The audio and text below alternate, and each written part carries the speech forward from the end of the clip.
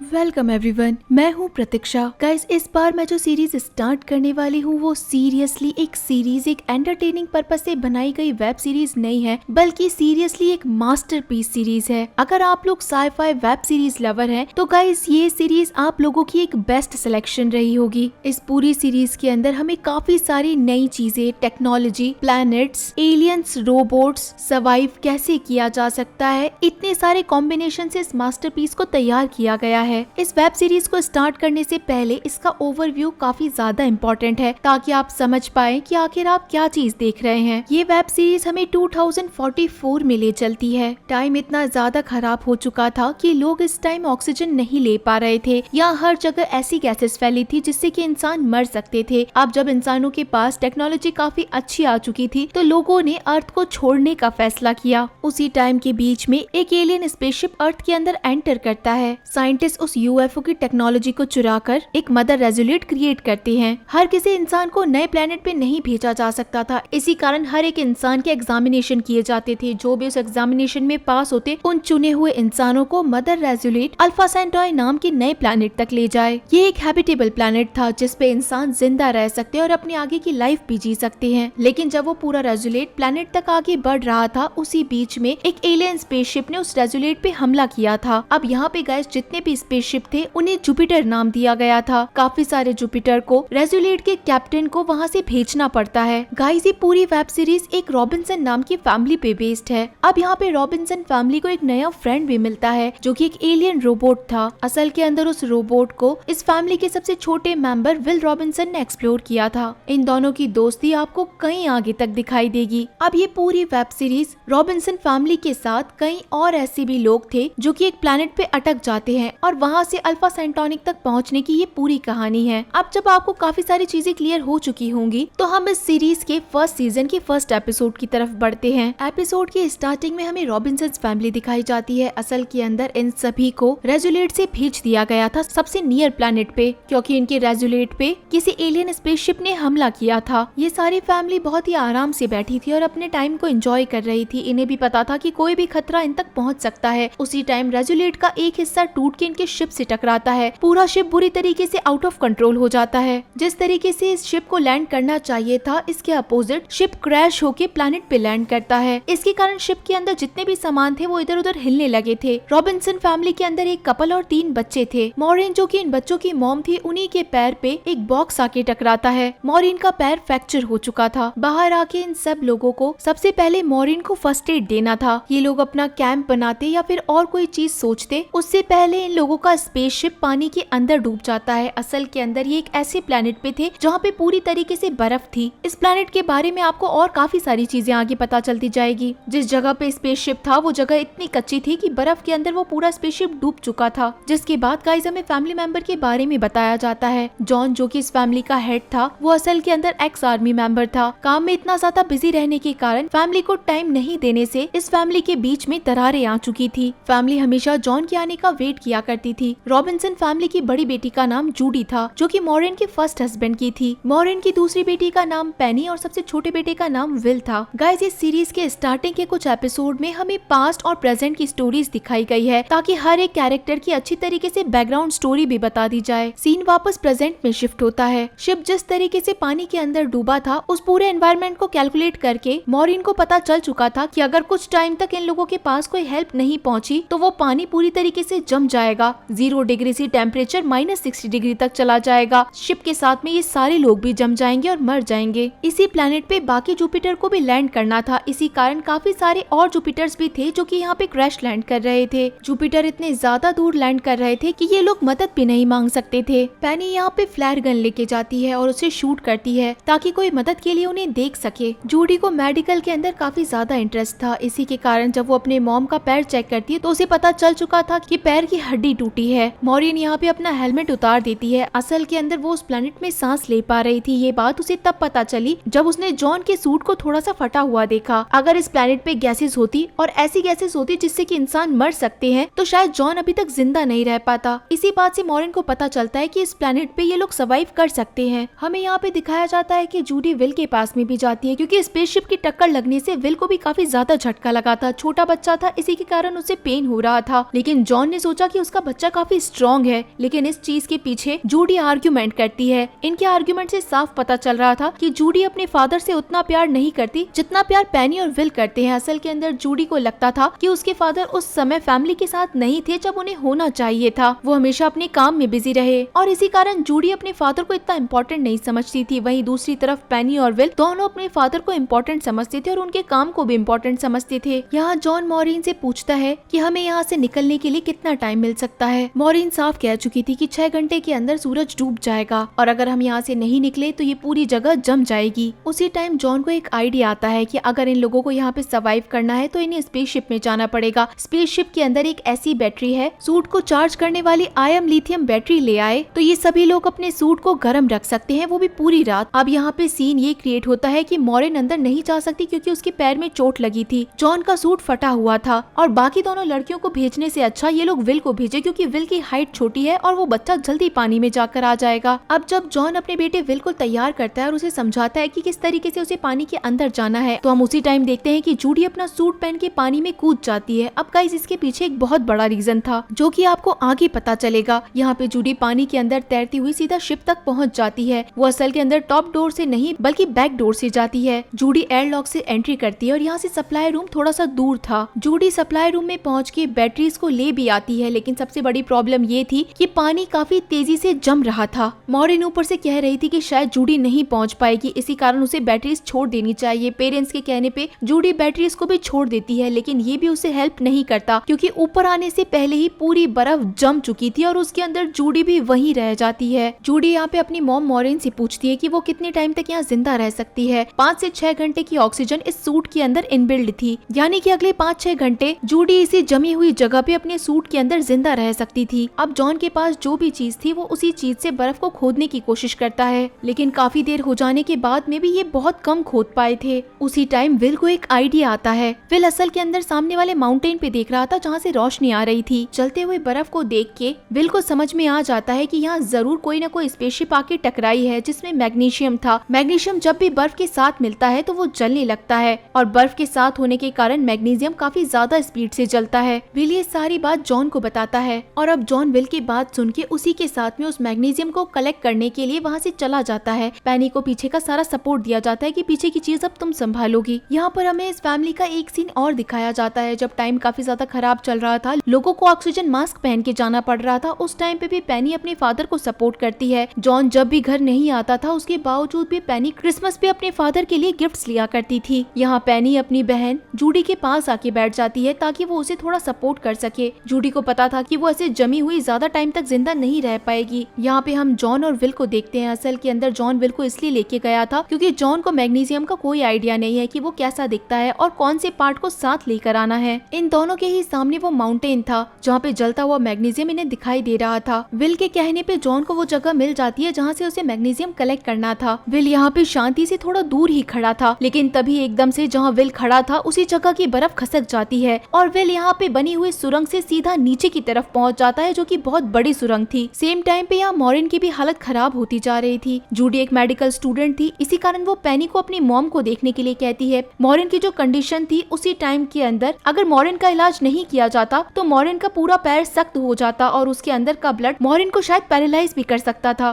पेनी को उसी टाइम मॉरिन का ऑपरेशन करना था और ये सारे इंस्ट्रक्शन उसे जूडी बताती जा रही थी। जूडी इस टाइम पे जमी हुई थी, लेकिन फिर भी वो अपनी बहन को इंस्ट्रक्शन देके अपनी मॉम का इंस्टेंट ऑपरेशन करवाती है। दूसरी तरफ विल उस सुरंग से नीचे आके एक ऐसी जगह पे पहुंचा जो कि पूरी तरीके से जंगल था, यानी कि इस प्लेनेट का दूसरा रूप, बर्फ के साथ में फॉरेस्ट भी। विल काफी डरा हुआ था, लेकिन जॉन उस समय नीचे आके विल की मदद नहीं कर सकता था क्योंकि जूडी के पास बहुत कम टाइम था। एक समय पे जॉन अपने एक बच्चे को ही बचा सकता था और इस समय वो पहले जूडी को चूज करता है कि वहाँ जाके वो पहले जूडी को मैग्नीशियम के थ्रू बाहर निकालेगा और उसके बाद में आके यहाँ से विल को ले जाएगा। विल भी ये बात समझता है और अपने फादर को यहाँ से जाने देता है। अब गाइस यहाँ पे मैं मॉरिन के बारे में एक्सप्लेन करती हूँ और इसी के साथ में ये प्लॉट भी रिवील होगा कि विल के कूदने से पहले वहाँ जूडी क्यों कूदी थी पानी में। मॉरिन एक साइंटिस्ट थी। मॉरिन वहाँ काम करती थी जहाँ पे इस पूरे रेजुलेट के मिशन को एग्जीक्यूट किया गया था, साथ ही साथ जहाँ पे जुपिटर भी बना करते थे। अल्फा सेंटोरी को एक्सप्लोर करना, ये प्लेनेट सर्वाइविंग है या नहीं है, इतने सारे डिस्कशन के अंदर मॉरिन हमेशा से थी। यहाँ पर हमें बताया गया है कि विल उस एग्जामिनेशन को पास नहीं कर पाया जिस एग्जामिनेशन के अंदर लोगों को चुना जाना था। अब जब विल की माँ मॉरिन एक साइंटिस्ट है तो वो ऑफकोर्स अपने बेटे को अर्थ पे कैसे छोड़ के जा सकती थी। इसी कारण मॉरिन ने एक चीटिंग की। जब विल उस एग्जामिनेशन में फेल हो गया तो मॉरिन ने अपने बेटे को एलिजिबल बना दिया स्पेस में जाने के लिए, और यही रीजन था कि विल के पास में किसी भी तरह की कोई ट्रेनिंग नहीं थी सर्वाइव करने की। हालांकि वो अपने मॉम जितना इंटेलिजेंट था लेकिन उसके पास में सर्वाइव करने की एबिलिटी नहीं थी। मॉरिन ने कुछ डेटा को चेंज किया और अपने बेटे को स्पेस में जाने के लिए एलिजिबल कर दिया। हम यहाँ विल को देखते हैं जो कि अब उस जगह से उठ के जंगल की तरफ जाता है। वहाँ पे उसे एक एलियन स्पेसशिप मिलता है। वो एलियन स्पेसशिप भी क्रैश हो रखा था। विल जब ये सारी चीजें देखता है तो सबसे पहले अपने कैमरे को ऑन करता है और चीजों को रिकॉर्ड करना शुरू करता है। विल कहता है कि मैं इस पूरे इंसानी सभ्यता का ऐसा पहला इंसान हूँ जिसने एलियन इंटेलिजेंस का सबूत ढूंढा है। विल चाहता था कि वो इस स्पेसशिप के अंदर भी जाए लेकिन तभी काफी सारी आवाजें आने के कारण विल डर जाता है और वहाँ से भागने लगता है। उसे जंगल के अंदर एक रोबोट भी दिखाई देता है लेकिन उसे सिर्फ पैर दिखाई देते हैं। डर के मारे वो एक पेड़ पे चढ़ जाता है। वो पैर भी विल की तरफ बढ़ते ही जा रहे थे। विल को समझ नहीं आता कि आखिर ये रोबोट उसे कैसे देख पा रहा है। विल के पीछे उस रोबोट का आधा हिस्सा था जो कि विल को मारना चाहता था, और सेम टाइम पे सीन जॉन के पास शिफ्ट हो जाता है जो कि मैग्नीशियम लेके जूडी के पास पहुंचता है। जॉन यहाँ पे मैग्नीशियम को आइस के ऊपर रख के उस पे आग लगाता है और ये चीज काम भी करने लगी थी। काफी हद तक बर्फ पिघलने भी लगी थी। जैसे ही ये लोग जूडी को बाहर निकालने की कोशिश करते हैं उसी टाइम पे यहाँ सारे एफर्ट्स फेल हो जाते हैं जब यहाँ पे बारिश आ जाती है और टेम्परेचर के ठंडे होने के कारण जितनी जगह को खोदा गया था वहाँ पे वापस से बर्फ बन जाती है। इसी टाइम के बीच में गाइस हमें इस कपल के बीच की सबसे बड़ी मिसअंडरस्टैंडिंग दिखाई गई, यानी कि मॉरिन और जॉन के बीच में एक ऐसा गैप था जो कि इन्हें डाइवोर्स तक ले आया था। मॉरिन ने डाइवोर्स पेपर जॉन तक भेज दिए थे क्योंकि वो अपने बच्चों को अपने साथ में स्पेसशिप में ले जाना चाहती थी और दूसरे प्लेनेट पे सर्वाइव करना चाहती थी। इसी के साथ हम विल को देखते हैं जिसे वो रोबोट मारना चाहता था, लेकिन काफी देर होने के बाद वो रोबोट भी शांत बैठ जाता और कुछ भी नहीं करता। विल अपनी आंखों से देख रहा था कि कैसे उस रोबोट की सारी पावर्स खत्म हो चुकी थी, मानो कि वो रोबोट मारना नहीं चाहता था बल्कि जिंदा रहना चाहता था। रात होने के साथ में मैग्नीशियम से निकली आग पूरे जंगल में लग जाती है। हर तरफ आग लगी थी। विल नीचे भी नहीं उतर सकता था क्योंकि नीचे रोबोट था।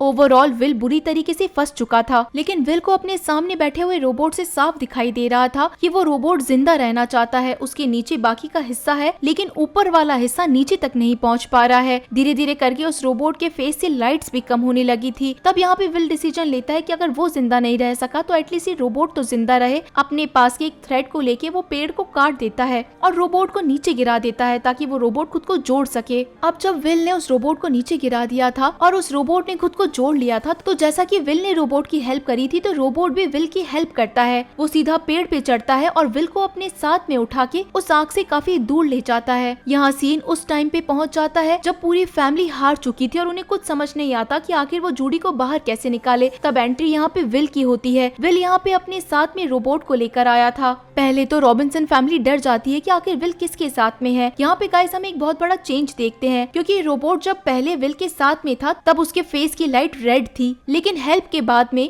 अब उस रोबोट के चेहरे की लाइट ब्लू में बदल चुकी थी और बॉडी का ट्रांसफॉर्मेशन भी एक ह्यूमन के जैसा हो गया था। वो रोबोट आके उस पूरी बर्फ को पिघलाने लगता है। उस बर्फ के पिघलने के साथ में ही जूडी बाहर निकल चुकी थी। ये सारे फैमिली मेंबर्स एक दूसरे को जिंदा देख के बहुत खुश थे और तभी ये विल अपने रोबोट से कहता है कि क्या तुम हमारी जान बचा सकते हो, क्योंकि इतने ठंड के अंदर ये लोग जम सकते थे। और उस रोबोट ने अपनी बॉडी से निकलने वाली हीट से इन सभी को जिंदा रखा। सीन यहाँ पे अब शिफ्ट होता है 12 घंटे पहले का, यानी कि इस इंसिडेंट से 12 घंटे पहले ये लोग रेजुलेट में थे। हम यहाँ पे देखते हैं कि अभी जिस रोबोट ने विल की मदद की है उसी रोबोट ने इस रेजुलेट पे बुरी तरीके से अटैक किया है। वो लोगों को मार रहा है। रॉबिन्सन फैमिली इस अटैक को देखने से पहले यहाँ से चली गई थी। यहाँ हम एक लेडी को देखते हैं जिसके सामने एक आदमी था और उसका नाम डॉक्टर स्मिथ था। उस मरते हुए आदमी का जैकेट और एक्सेस चुरा के ये लेडी वहाँ से भागने लगती है। इसी के साथ में दो टेक्नीशियन जो कि एक जुपिटर को चोरी करना चाहते थे वहाँ के एक्सेस को तोड़ रहे थे। तभी यहाँ पे वो लेडी पहुँचती है डॉक्टर स्मिथ बनके। उस स्पेसशिप में अकेले जाने से अच्छा वो उन दोनों टेक्नीशियन को कहती है कि तुम मेरे साथ में चल सकते हो। और जितने जुपिटर वहाँ से निकल सकते थे उतने जुपिटर रेजुलेट से अलग होके नियर प्लैनेट पे जाने लगते हैं। हम यहाँ पे एक टेलीपोर्टेशन पोर्टल को खुलता हुआ भी देखते हैं। वो टेलीपोर्टेशन पोर्टल रेजुलेट के साथ में बाकी सारे जुपिटर्स को अपने अंदर अब्सॉर्ब कर लेता है। इसी के कारण हम लोगों को क्लियर होता है कि रेजुलेट और बाकी सारे जुपिटर उस पूरे वे से भटक गए हैं